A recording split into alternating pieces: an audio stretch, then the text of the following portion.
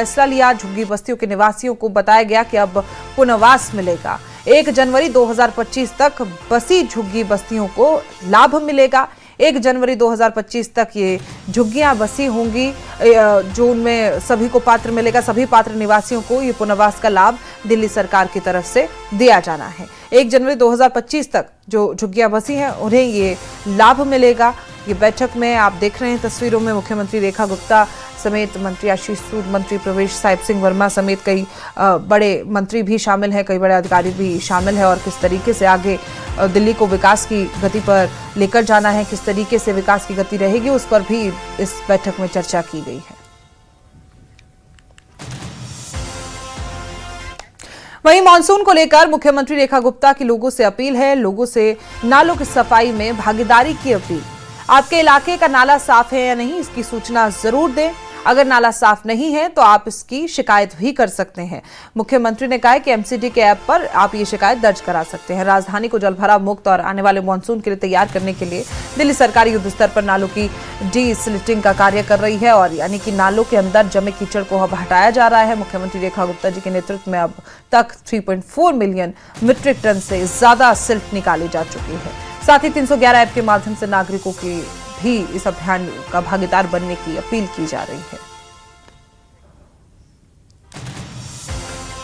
दिल्ली में सभी छोटे बड़े नालों की डिसिल्टिंग का काम चल रहा है, बट यदि आपके आसपास कोई नाला अभी तक सफाई नहीं हुई है तो आपके पास है 311 ऐप। आप उस पर हमें बता सकते हैं कि आपके आसपास का कौन से नाले की डिसिल्टिंग अभी तक नहीं हुई है। तुरंत कार्रवाई होगी।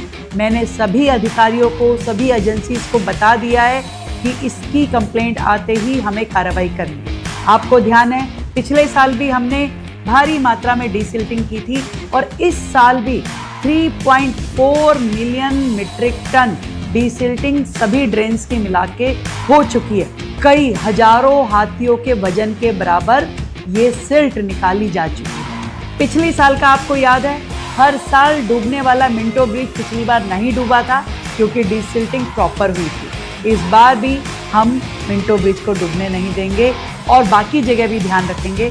ध्यान रखिए 311 ऐप का, आप भी और बाकियों को भी बताइए। जय हिंद, जय भारत।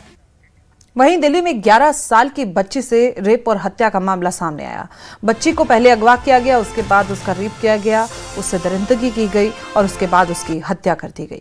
गुरुग्राम में वारदात के बाद मेहरौली में इस बच्ची के शव को फेंक दिया गया। पुलिस ने आरोपी टैक्सी ड्राइवर को गिरफ्तार कर लिया है। बच्ची को सीडीआर चौक से अगवा किया गया था और अगवा करके उसे गुरुग्राम ले जाया गया, जहां वारदात को अंजाम देने के बाद बच्ची को मेहरौली में फेंककर आरोपी फरार हो गया। दिल्ली के मेहरौली में किडनैपिंग, रेप और हत्या का सनसनीखेज मामला सामने आया है। दिल्ली में 11 साल की बच्ची की रेप के बाद हत्या कर दी गई है। सोमवार की सुबह 11 साल की मासूम नाबालिग बच्ची को टैक्सी ड्राइवर बबलू ने किडनैप किया, उसे अगवा किया। इसके बाद उसने बच्ची का रेप किया। बच्ची के साथ दरिंदगी को अंजाम देने के बाद आरोपी ड्राइवर ने बच्ची की हत्या की। लाश को मेहरौली के जंगलों में ठिकाने लगा दिया।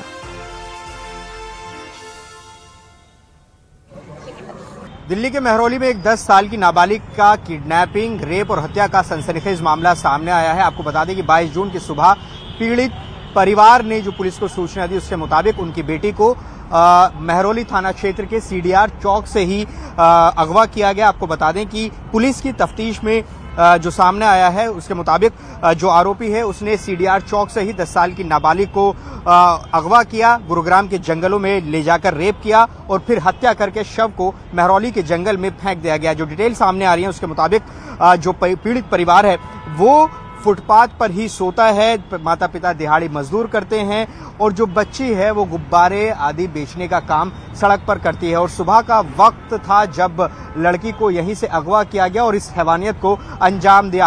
आपको बता दें कि पुलिस ने घटना के सामने आने के बाद इलाके के सीसीटीवी फुटेज खंगाली और आरोपी को पश्चिमी दिल्ली से गिरफ्तार कर लिया गया। 4 घंटे के भीतर पुलिस ने आरोपी को गिरफ्तार कर लिया, लेकिन इस 4 घंटे में आरोपी ने उस बर्बरता को अंजाम दिया जिससे कि एक बार फिर से दिल्ली शर्मसार हो गई है।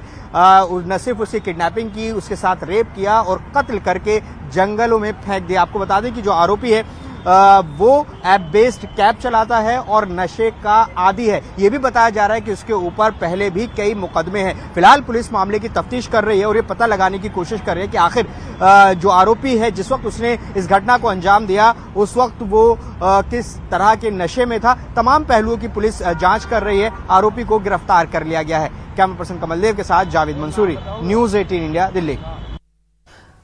वहीं दिल्ली मूनक नहर में लापता युवकों के शव को बरामद कर लिया गया। 40 घंटे की मशक्कत के बाद मूनक नहर से दोनों शव बरामद हो गए हैं। मूनक नहर में ये दोनों युवक नहाने गए थे। रविवार से ही यहां सर्च ऑपरेशन चलाया जा रहा है। दिल्ली के बवाना में मौजूद मूनक नहर में रविवार को 2 युवक नहाने गए थे, नदी में डूब गए थे। रविवार से ही दोनों की तलाश में रेस्क्यू अभियान चलाया जा रहा था और अब आखिरकार दोनों युवकों के शवों को रेस्क्यू टीम ने बरामद कर लिया है।